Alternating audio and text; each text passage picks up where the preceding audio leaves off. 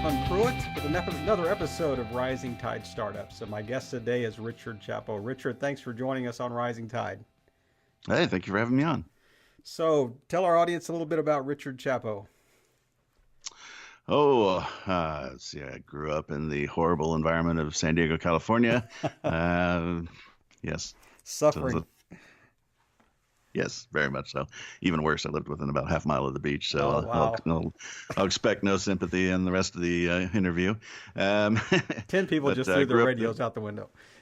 Yes, exactly. Yes, I could feel the hate coming through the internet. But I grew up there and went to college out here in California, and then went to Europe and spent a good bit of time doing what a lot of people, if they're lucky enough, can do, which is backpacking around. And I met a fine young lady in Denmark that I saw the future with, and unfortunately, my family disagreed. And one thing led to another, and I ended up coming back to the U.S. and going to law school. With the stated purpose of getting into international law. My grand plan was that in doing that, I would be able to travel quite a bit, which is kind of a passion for me. And so I went through school and did all that, and I came out, and this new internet thingy had launched and had pretty much put an end to the need to travel because you had online conferencing and what have you. So I got into complex litigation, defending wrongful death cases, things of that sort. That got a little old after a while. Ended up in Russia for a while, and then came back and have been practicing in the internet law field since about 2000, late 2000, and helping businesses hopefully grow without stepping on any landmines that are out there in the legal field. So what was the point, or the intersection that caused you to go from practicing law in other areas to specifically, focusing on internet? The other areas were primarily litigation. The stress level and the time commitment was extreme. And even though we were very successful, I was with a boutique firm. We practiced in a very specialized area. It was your entire life. And so I reached a point in 1999 when I was not happy, kind of having that midlife crisis, if you will, although it was a bit early for me. And so I went to a sabbatical for a year in Russia, and during that time kind of thought about, what was important, what wasn't important. Came back, and I had a friend who I had worked with, a peer, another attorney, who had left and become CEO of an internet company. And he was trying to find somebody to do the legal work. And this is in, the late 2000s. So there's nobody, at that point knew anything about it. And so he basically gave me all the work. And so I started learning, and, here we are. So how does one just choose to take a sabbatical year in Russia, of all places, with the world at your doorstep? How did you choose? And not just Russia, but Siberia? Well, it was one of those things where you kind of fell into it. We were defending wrongful death cases at the time and winning a lot of them. I'm not sure justice was necessarily done in some of those cases. And it was just emotionally kind of wipes you out. It's hard to be objective in those types of cases. So burnout was a huge issue. Sure. But specifically, how did you choose Siberia? I mean, versus going to Bali or Australia or Peru? Well, because I traveled a lot in life, I preferred to stay off the beaten path. And I knew a CEO of a company who was on a charity that worked with colleges in Siberia. And they were sending over teachers and supplies and things of that sort. And I remember this is 2000, so Russia was still a bit more rough than it is now. And so one thing led to another, and I was looking for a year off where it was going to be cheap, quite frankly. And so that's how I ended up over there, not knowing a word of Russian. And in a city called Chita, which has about 400,000 people, and at the time was maybe 2 restaurants. But it was it was when I was and just basic England. I'm an American kind of thing. How did you pick Siberia specifically? Sure. So at that time, I was suffering from burnout, looking around, something else to do, and having traveled quite a bit in my life, I was interested in, off the beaten path locations, and had a friend who worked with a charity, sending teachers and supplies over to colleges. in Siberia. And so at that time, Russia was still pretty rough coming into capitalism. And so I went over there and taught English a little bit, but mostly taught law. And stood around as the token American, so people could see what an American looked like. And so that was how I ended up there for about a year. But it was great. I mean, it was one of the best years of my life. And I know that sounds bizarre when you say Siberia, but it was an amazing place. So you kind of got to kind of a clear your head space for a year, and then you said you came back and worked with a friend that is starting an internet company and needed some legal assistance. Is that right? Right. So this is 2000, and although the internet had been around for quite a while before then, you were still really looking at the foundation for the commercial version of the internet as we Right. know it now. There was all kinds of basic questions. Could you have thumbnails, or were thumbnails considered copyright infringement? All those kinds of things. So there were a lot of foundational issues, even though we were having the first internet boom and bust from an investment perspective right around then. Right. A lot of those issues were still out there. So it was very interesting because most law is pretty settled in areas. If you're looking at something offline like trademarks or copyrights, there's always new issues. But for the most part, the main elements of those law are pretty well settled. And with the internet, you kind of had a whole new area, and people were trying to figure out, what they could do and couldn't do. Now, you've spent time advising companies on what they can do, but have you also spent time representing companies, in this space with copyright infringement, cases with trademark infringement, that type of thing? I mean, have you like played a part where you've set any new precedents in these areas? I wouldn't say set new precedent necessarily, but yes, certainly representing. I still do today. A lot of the internet field is arbitration oriented.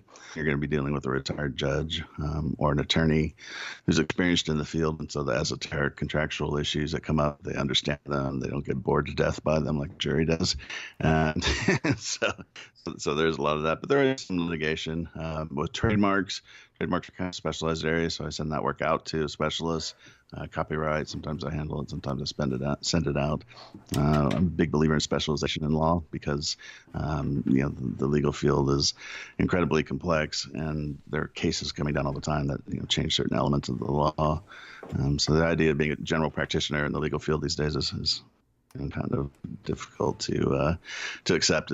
There's just so much complexity.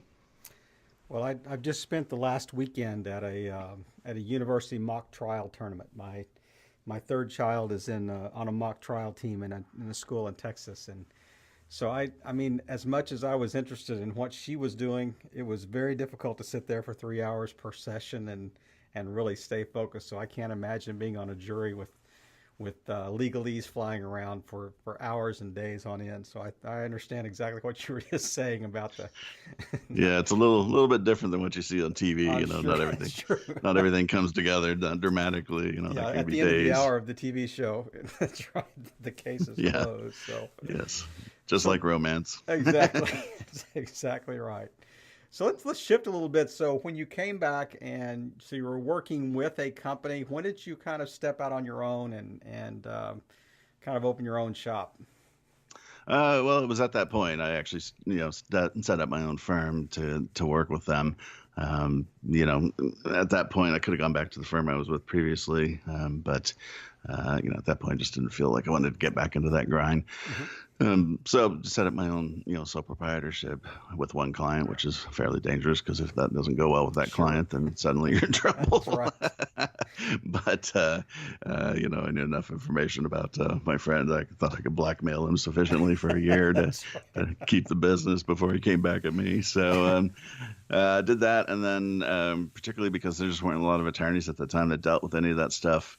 Word got around pretty quickly that I did it, and so I was kind of shocked at how much work rolled in. I didn't know marketing or anything of that sort, so it was very lucky, right time, right place kind of a situation. Let me take a little bit of a little right turn here and I mean issues that have come up with I think with a lot of our listeners would be if they've set up their own blogs, if they've set up their own websites. So, how much trust can you place in sites that offer like free images or royalty-free images, that type of thing? I mean, like let's take Google Advanced Image Search, for instance.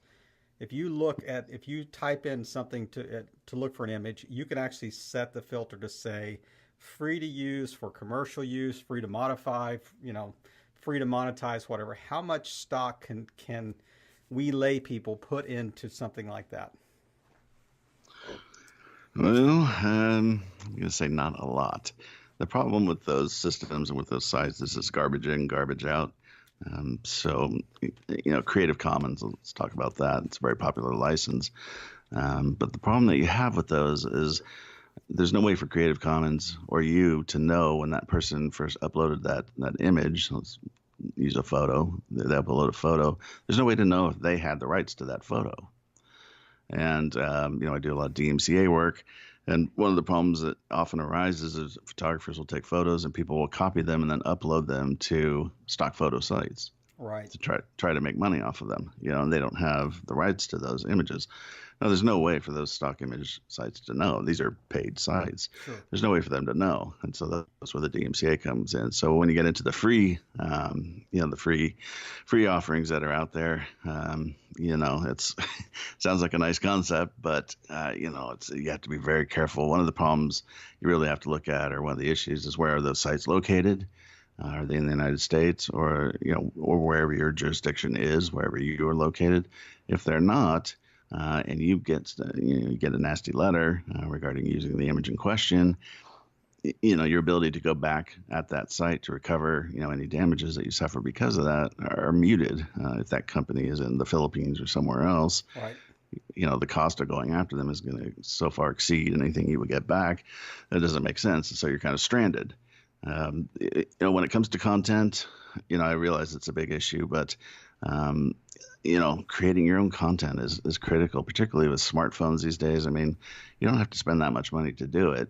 And people see stock photos all the time and they know what they are, and they don't Right. really carry, they don't carry much sway. If you do something that's original, particularly video, any of those kinds of things, you're going to get a much better response. I realize that's not always viable, but if you can do that, then that's what you want to do. And then that gets rid of all the copyright issues.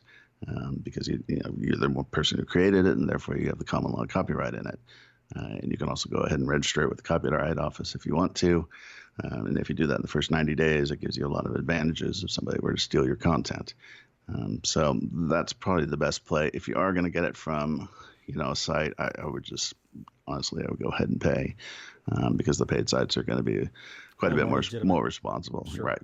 A DMCA is what, the Digital Media Copyright Act, or what is it? What is it Digital Millennium Copyright Act. It's Okay. a federal law in the United States. It was enacted in 1998, and basically there are a number of provisions, but the key provision for most websites and apps is Section 512, and what it says, when you boil it down, is a website or an app can't be held liable for copyright infringement for works that are uploaded by a user. So if you think about Facebook, and somebody uploads something to their Facebook page that infringes on somebody else's copyright, Facebook can't be held liable for it. The person who uploaded it could, but Facebook can't. Now they have to follow a compliance process, and you get into the complexities of that. But if you have a website or an app and you're allowing people to upload information to it, even text information or links to other sites, you really want to go ahead and comply with the DMCA. Sure. It's very cheap, and you're getting essentially a get out of jail card for anything that your users do. And I mean, to Facebook's advantage, they just have like a disclaimer or a hold harmless clause or something that says, we are assuming you own the rights to this before you upload it, or something to that effect. Yes, the terms and conditions of any credible site is going to have a clause along that line. Right. Yeah, it's definitely something you want to include. So let's flip the script. Let's go to somebody like Getty Images, for instance. I mean, they're a big player in this space, and so there was actually a number of years ago, I got a letter from Getty that said, this image that you have on your blog that I got off one of those sites, those free sites, they showed me, this, we have this, the license to this image, and you owe us this amount of money. And I actually just wrote them back and I said, so actually, my blog predates the license that you have on the image, so I'm not going to pay you anything. And so we corresponded back and forth 2 or 3 times, and they finally just dropped it. But at the number of letters that they would send out, threat letters or whatever, how many of those do you think they actually, I guess, collect on? A lot of people panic when they get one of those letters, and so a Just number of write a check, and people, yeah, yeah, and be done with it. It really depends kind of on that, that approach. I mean, they were pretty successful with that. They became a fairly hated company, hmm and they've tried to move away from that a good bit now. But there's still copyright trolls out there that will send out that stuff. And if you get those letters, the first thing to understand is that copyright law is a bizarre area of law. And so there may be leverage issues, that will really defeat that. So previously I was mentioning, if you create your own content and you register sure, it within 90 days with the Copyright Office, you get statutory damages. Okay, well, those are an amount between $200 and $150,000 per infringement, and a court or jury would assign those. If you don't register within 90 days, then you have to prove essentially what we'll call actual damages. Okay, well, if we take your blog and let's say there's, I don't know, 200 pages on the blog, and on one page you have this one image, what is the actual damage? What's the monetary value of that use? Well, it's going to probably be pretty low, right. particularly if you can find a similar image on a stock photo site, including theirs, where you can buy something for $1. It's going to be hard for them to actually prove any kind of significant damages, and their attorney fees in pursuing it are going to be so much larger than what they would get back. That you can usually, get rid of those claims. If they did register within the first 90 days, then you have a problem, and you're gonna have to think about, the best way to get out of it. But the Getty scare letters were infamous, and received quite a bit of humor. Some of them there was one case that was actually very funny, where they were sending out these letters, and then the person who had actually created the content originally, the photographer, said, "I never licensed these to you. Why are you sending out threat letters to other people?" And there was this big to-do about who actually owned the original photos. And so, Getty had all kinds of problems there. I don't know what the resolution was. I'm sure there was a confidential settlement of Yeah, I'm sorts. sure.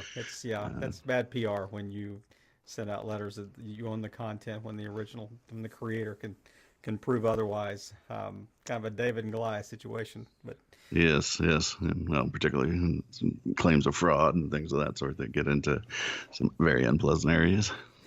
so tell me if you and I are getting on an elevator, give me your elevator pitch to your services. We just stepped on, we're going up 10 floors. A minute later, the door's going to ding and it's going to open and we're going to walk our separate ways. But you've got me as a captive audience for a minute. Tell me exactly what services you could provide me as a solo business owner or as somebody that's engaged in the internet. Well, the services I'm going to provide that are different from other attorneys is that I'm a proactive attorney. So I'm going to work with your business. I'm going to get an idea of how your business functions. I'm going to treat it as though it's my own. And I'm going to give you guidance on how to avoid problems. Whereas with most attorneys, the situation is going to be that you're only going to go to them after you have a problem, Right. at which point you're going to be paying a lot of money. With my practice, the approach is to try to help you avoid, as many of the potholes as possible so you can focus on growing your business instead of worrying about all these other issues. And that's really my role. So if you get a nasty letter, you get some kind of inquiry, you send it over to me and I take care of it.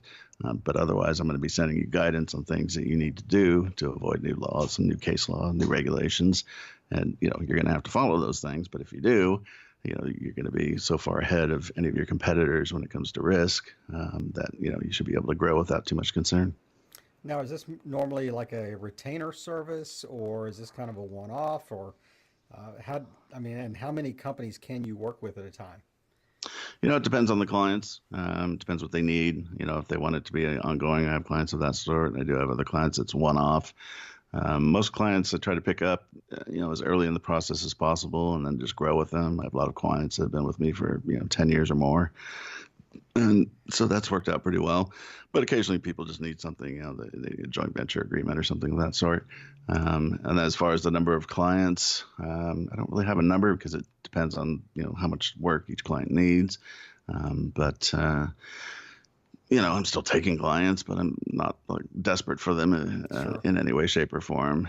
For me, one of the differences in how I practice law now is I really take life balance into account.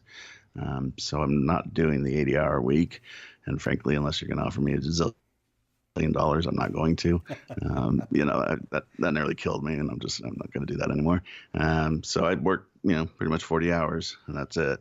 And so, I take clients on and off based on that. But I'm also California based. I'm licensed in California. So a lot of people and a lot of the listeners, if they're in other states, I wouldn't be able to help them anyway. So that Hmm. kind of acts as a natural filter.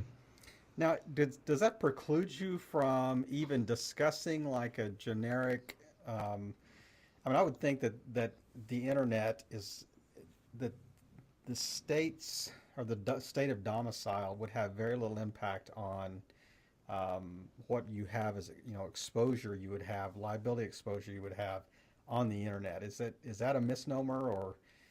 Um, That's generally correct. The problem with the practice of law is we're regulated by state, and those state entities, they're supposed to be nonprofit and not to have any real political ambitions. The truth is something different, and so they're mhm. they're constantly trying to protect their domicile. You see it in the medical field as well, and then you have the groups like LegalZoom that are out there challenging that. And it's kind of all up in the air right now. LegalZoom's been pretty successful at getting around a lot of the practicing without a license claims, but they also, until recently at least, were primarily form oriented. Now they Right. do offer some attorneys, but those attorneys usually are licensed in the particular state, and so that's kind of how they're getting around it. But it's an area of significant argument, particularly because if you start getting into federal issues, where you're talking about federal law, well, federal jurisdiction usually is wider than state. It kind of Hmm. depends how they define it, but it gets into esoteric areas that I'm pretty sure the audience doesn't want to hear about. Well, I want to drill down in one more thing that I read somewhere on either a blog article or maybe in your uh, maybe the about page on your site. But you were talking about just kind of prognosticating on what it may look like when I think that the exact phrase was something like when countries divide up the internet. Can you expand on that just a little bit? Sure. So the concept is known as the Splinter net, and anybody can do a search on Google or wherever and look up articles on it. But the basic idea is that we had this utopian view of the internet when it was originally created. We'd have a borderless platform where information and what have you could be exchanged.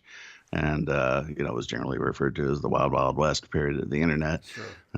Now we're kind of in the Empire Strikes Back stage, and what has happened is we're seeing the European Union and governments in different areas, are coming forth and trying to claim their space online. And the issue with that is that different regions have different values. So, for instance, privacy. There's really kind of a world war going on over privacy right now, which sounds bizarre. But privacy in the European Union is a highly valued human right. It's part of their charter. It's part of, carries the weight of what we might consider free speech here in the United States. Hmm. Privacy in the United States is, frankly, a joke. Privacy law certainly is. We do have federal laws for specific types of privacy. So, for instance, your health records, or if you're trying to collect information from kids under 13 under the Children's Online Privacy Right. Protection Act, we have those. But we don't have a national privacy law, and most people here, frankly, don't care. And so when the EU passes these, enacts something like the General Data Protection Regulation, the Hmm. GDPR, which happened this year, it's very restrictive. You have to have a legal basis for collecting personal information from people and so on and so forth. And you contrast that with the U.S., where there's no law. Right. there's very little law. So you have these companies. How are these companies going to deal with that? And for smaller companies, what people are expecting and what we're seeing is, they're starting to have to make decisions about where they want to be present. Because if you only have 10 sales a year or 100 sales a year from Europe, well, do you want to spend the money and time and effort to comply with their regulations, or do you want to Exactly. block them? Yep. And this is happening even with larger companies. If you're in Germany now and you try and pull up the Los Angeles Times website, you get a page that says, "I'm sorry, you can't access this website." And the reason for that is they're not going to comply with the GDPR because Newspapers have difficulty raising money online, and the way they generate it typically involves a lot of cookie and web beacon technology, which is just not going to work under the GDPR. And, Dick's Sporting Goods is another place that does this. You'll see in Russia. Russia has, rules that say if you're going to collect information from our citizens, you have to maintain that information on servers here in Russia. And you can play the ominous music behind that. And so, Google and Yahoo, of course, capitulated, but LinkedIn, of all companies, did not. And so for a good period of time, you couldn't view LinkedIn in Russia. I don't know if that's still the case with Microsoft taking them over, but you get that kind of thing. And then in China and Asia, you're seeing, anonymity take hits, which, maybe is a good thing if you read some of the comment sections on various blogs. But you're seeing this kind of recalculation as to how the internet is going to work as a worldwide medium. I think you'll always be able to exchange information, but from the economic side, if you're running an e-commerce site or you're selling online, that's becoming a more complex issue.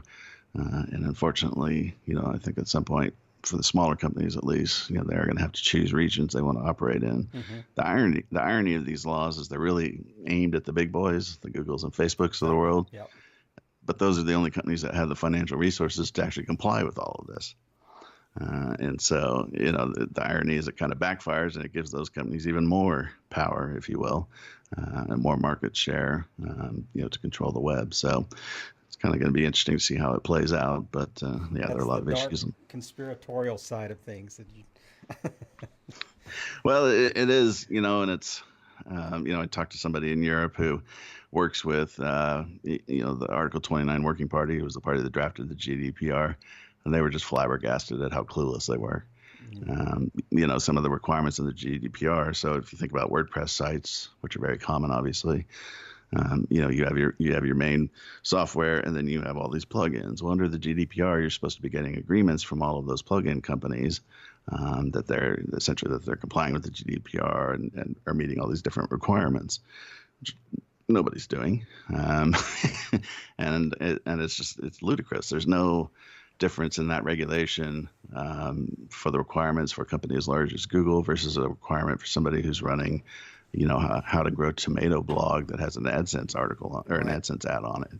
They're the same requirements, and it's just ludicrous. And and that's one of the reasons why, if you look at companies in any niche, none of the top 20 or 30 companies tend to be located in Europe. The regulations are just so overboard that people leave. That's kind of the first step. Now you can contrast that to other jurisdictions. The U.S. is, as much as we complain about regulations, we're actually pretty free of regulations here. And then other areas, South America, there's been talk about them passing things that are going to become much more restrictive. So if people are listening and they're interested, I would just do research for the Splinternet, set up a Google alert for Splinternet, and just get an idea of how things are developing over time. Well, thanks for unpacking that, because that's certainly something that is in your area of expertise that the majority of us would have little or no knowledge of, but is something to consider, especially as you're working in a global setting, and the internet certainly is. And I mean, even on this podcast, I've interviewed people from 10 different countries and 6 continents, and just amazing, just how easy it is to access people on the other side of the globe. And but as you're working with people, and as you have worked with people in the past, what would you say would be like the top 2 pain points that you see people encounter in trying to comply, or what are the big hurdles or the big obstacles that we need to really be aware of as we're setting things up online, as we're setting a blog up, as we're setting our company website up, that type of thing? What's 1 or 2 real big rocks that you would touch on? Well, instead of talking about the common things that are raised, incorporating and that kind of thing, I would think that we'll mention 3. 1 is copyright, which we already discussed. Make sure you know where you're getting your content from. The second thing is, if you're setting something up online and you're doing it with another person, make sure that you get either a founder's agreement or a partnership agreement, something of that sort, anything in writing that states basically the obligations of each party, and then what's going to happen if one of them doesn't meet those obligations. That's one of the biggest things that we see all the time. People call, they have, three partners, and one of the partners isn't, carrying their weight, and how do you get rid of them, and this, that, and the other. And if there isn't something in writing, it can be rather difficult to do because most states are going to require you to file a lawsuit, and then you're going to have a judge who probably doesn't know anything about your business or the internet or your niche, trying to decide how to extract somebody from the site or from the business. And it becomes expensive. And at the end of that process, almost nobody is happy with the result. Mm-hmm. And so it's just kind of a nightmare. The second thing is, as you grow, making that, it's not a legal issue, it's a practical issue. As you grow, making that leap from this is mine, I control everything, to this is a business and I need to outsource things. I see a lot of people that spend tons of time on their sites that they don't really need to, and they're burning out. They're not outsourcing things that other people could take care of. That would relieve them a lot of the burden. And I'm not talking about substantive things like, doing videos or something of that sort. But I mean, you can outsource a lot of, the technical aspects of running a site that you need to do, bookkeeping, all these kinds of things. Basically picture whatever it is you hate doing and see if there's somebody else that can do those things. Because, if you're working 70 or 80 hours a week, I don't care how much you like the subject, there's a pretty good chance at some point, you're going to get sick of it. Sure. So I think That's that, a good word. Those are all yeah. three. I appreciate you in such a succinct way, coming up with these three, and I mean, they're all extremely important, and I love the diversity, of the things that you've touched on too. It's pretty comprehensive, and as you've kind of shifted over and kind of found, it sounds like you found your equilibrium a bit in with kind of a work-life balance.